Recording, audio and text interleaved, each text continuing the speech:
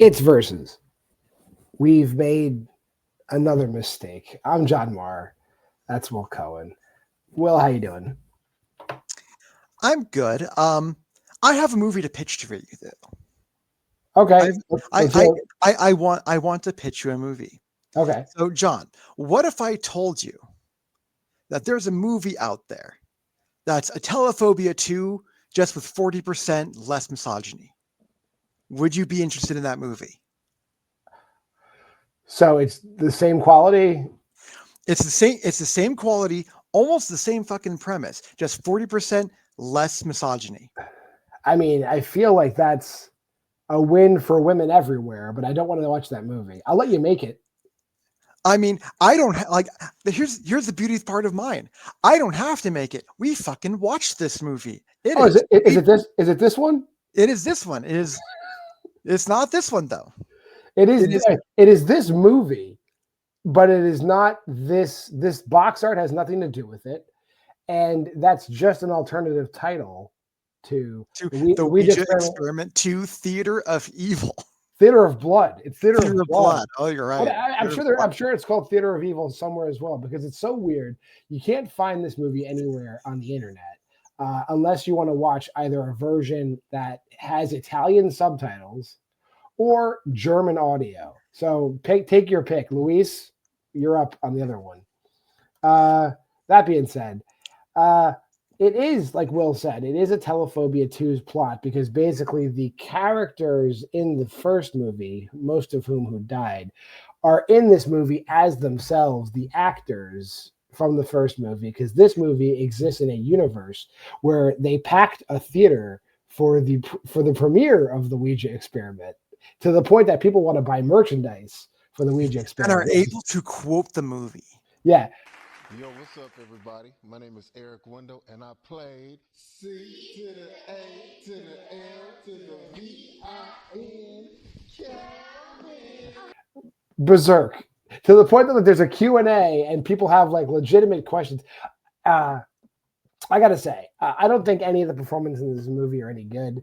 I don't think anybody got any real direction, but I do love Eric Window, who played Calvin's decision to just always have a hair pick in his hair in every scene. It's like unnecessarily in his hair. Like, yeah, he doesn't even have like an afro. He has like a regular haircut, and he just has the hair pick stuck in it. I'm pretty sure he's the only one who got notes, because he had two, because there were clearly two notes that he was given. Always have the hair clip and always trying to be fucking somebody. You're not like the character in the movie, are you? How do you mean?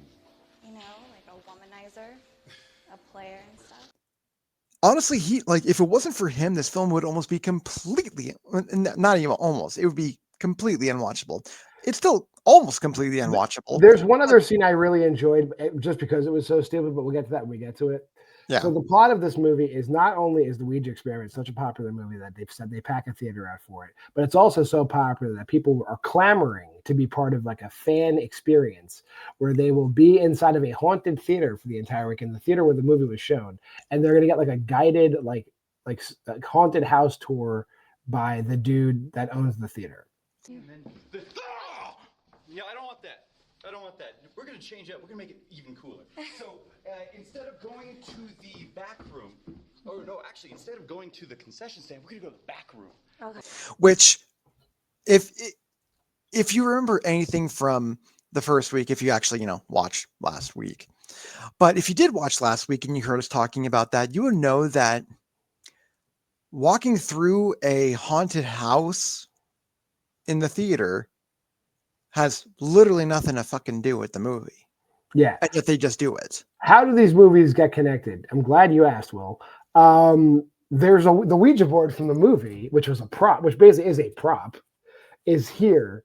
And they use the board for like a grand total of like 30 seconds. I'm going to put this one on it. Now we got to touch hands, because that's the only way it's going to work. I don't remember that part. Right.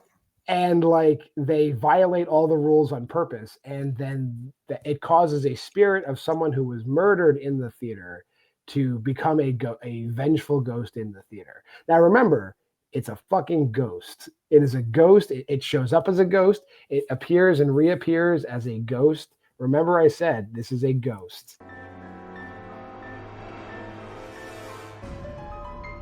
Yeah, remember, this isn't just a ghost, it's a ghost. Yeah, it's definitely a ghost that throws what's the guy that played Michael. He's Justin in this movie, but the guy that played Michael puts on like special EMF glasses and they throw him off a balcony.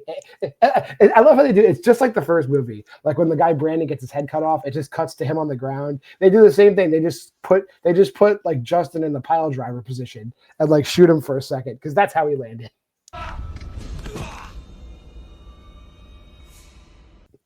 Yeah. And I wish I could say that this film gets better than that. Unfortunately, it doesn't. There's also a scene where her name is Swazina, I think, but they call her Xena for short. The lady that played Lynette in the first movie. There is a scene which I guess was supposed to be like building tension and scary, where she drops her keys down a flight of stairs into like because she's an idiot. Into like it's like one of those like things that go into a basement from an alley. Like it's just shitty garbage filled concrete steps, and she spends like 5 minutes just being like, "Oh hell no! Oh no! Oh hell no!" Oh, hell no. Oh, hell no.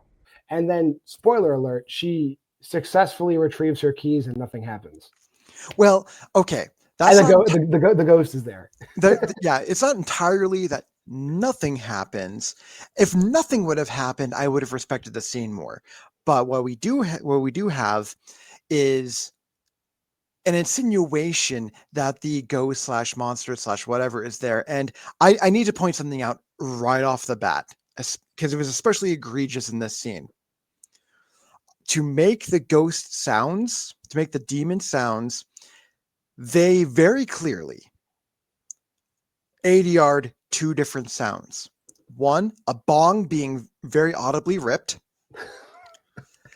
and someone like putting a mic right to their stomach after not eating for 6 hours, and you're in the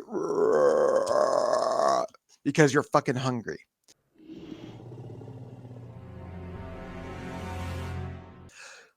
Those are the 2 sounds we hear throughout the entire thing whenever the ghost shows up. And it is fucking distracting. Yeah. There's also, so we have so the actors in the movie are now the scare actors at the haunt. And then the winners are just like, it's very unclear. It's a girl, her gay best friend, and then some goth chick who they just offered the 3rd ticket to because she asked a good question during the Q&A. Michelle. Oh, yeah? I'll go with you guys. Which, correct me, and here's where I was confused. Maybe it's because I was not paying attention enough, or maybe it's because I was paying attention and that was my problem. But to my understanding, she was only granted 2 tickets, one for her and one for a friend. Correct. And somehow they have an extra ticket. They just invited her and then she was allowed to come, I guess. Who needs script supervision in a movie like this? So, and the entire time, like this 3rd wheel keeps on like pushing people away because she's weird. It's like the only thing weird about you is that you keep trying to convince people you're weird. No, you're the brunette. You're just yeah, pretty much. You're the brunette. Sorry, you're not weird. You're just the one who like wore the eyeshadow. And here's it.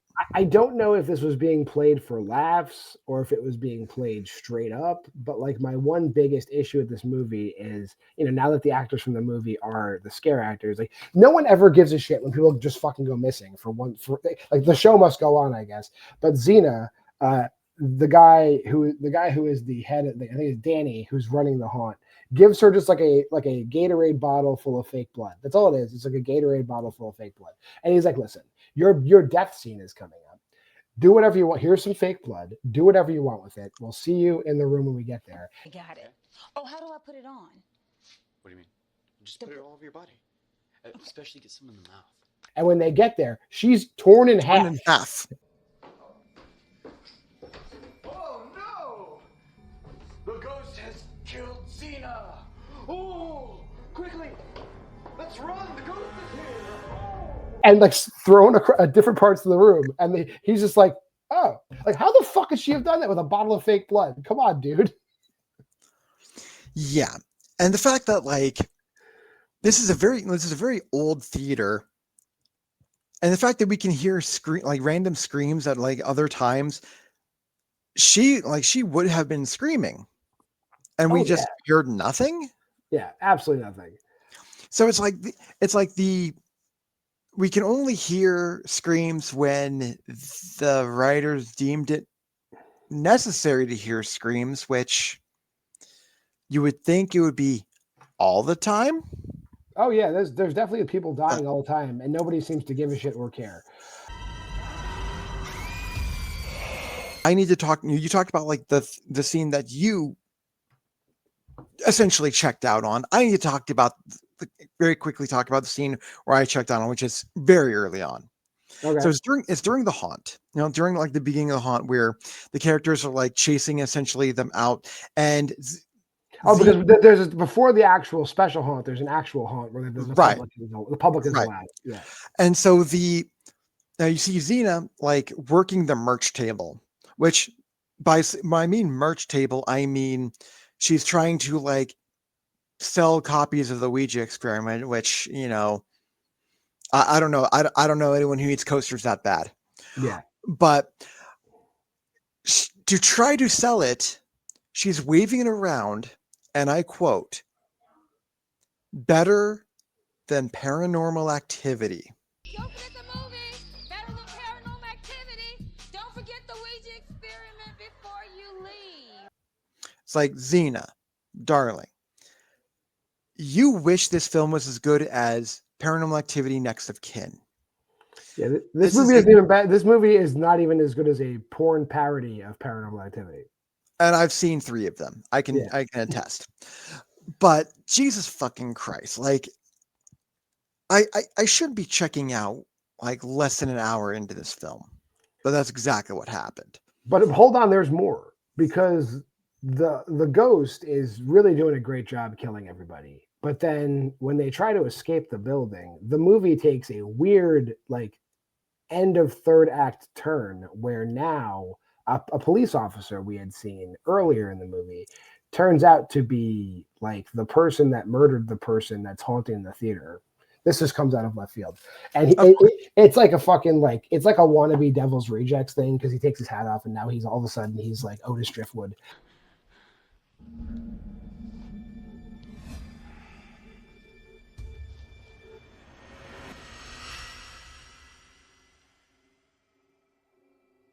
Just gonna be rude. I had a sister, and I guess he fed the sister like people. He fed her like raw meat, and then one day he just decided I can't kill her. I'll just starve her to death and deprive her of water, which is a way worse way to kill somebody than you should. Now it actually makes sense. I forgot about that part, but it does make sense why, her instead of going, ooh, she's going, she's hungry because it's her freaking stomach. Got it. Right. But then, like, understand, like I said before, remember I told you to remember, it's a ghost. It's going in and out and killing people like a ghost kills people. But now at the end of the movie, when this guy tells his story, now all of a sudden it's not a ghost. It's like a person, zombie, white thing chained to a wall. It could go through walls before, but now it's anchored to a wall. And then there's a gigantic fight scene because the guy shoots the bad guy shoots the guy Danny who's heading in the haunt. He's dead. There's a thing inside trying to kill us. She's not a thing. Oh.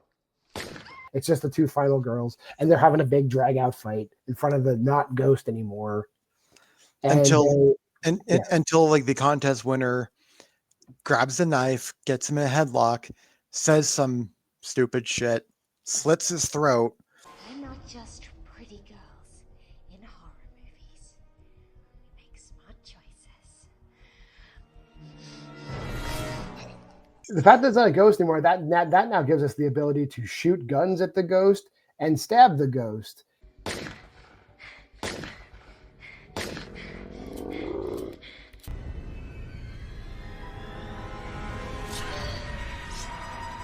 and I believe they successfully kill the. It's like Dungeons and Dragons. All of a sudden, it's like, well, what do I need to roll to hit armor class -2, Dungeon Master? It's like, oh, nat 20. You can stab the ghost. I'll go first. I know we rated this the same. This is a disjointed piece of shit. And actually, like, I would have respected it more if either it was just a zombie the whole time, or if it was a ghost the whole time. You can't do that. You can't like have it kill people, because it kills like Eric, who is Calvin, and it kills like the gay best friend by literally materializing, killing them, and dematerializing. Like, Right. Why do you go through all that effort and then at the end of the movie I can stab it to death? One videotape. Well, I almost gave this a half, videotape, and I remembered, like my pitch, this movie wasn't murdering people because of misogyny. They were just murdering people. So win, 1 star, 1 tape, 1 videotape. hey, we're not done with the Ouija experiment yet, though. There is a third movie. Wait, there's more. We're gonna come. Look at this: Ouija Deadly Reunion or Ouija Warehouse. I can't wait. I guarantee this picture has nothing to do with the movie, but this is the box art. This is the AI box art they commissioned. So we'll find out what happens in Ouija Deadly Reunion / Ouija Warehouse next week. If you made it this far in the video, like, comment, subscribe, share, give us all that support. Go to the Facebook group at Why We Love Horror. Check out the Why We Love Horror challenge here at this QR code. Pause the video. You can also check out the Pick Your Poison challenge, which you're doing here. Feel free to pause the video. But until next time, I am JWMaher, and that's Will Cohen. Here comes the schedule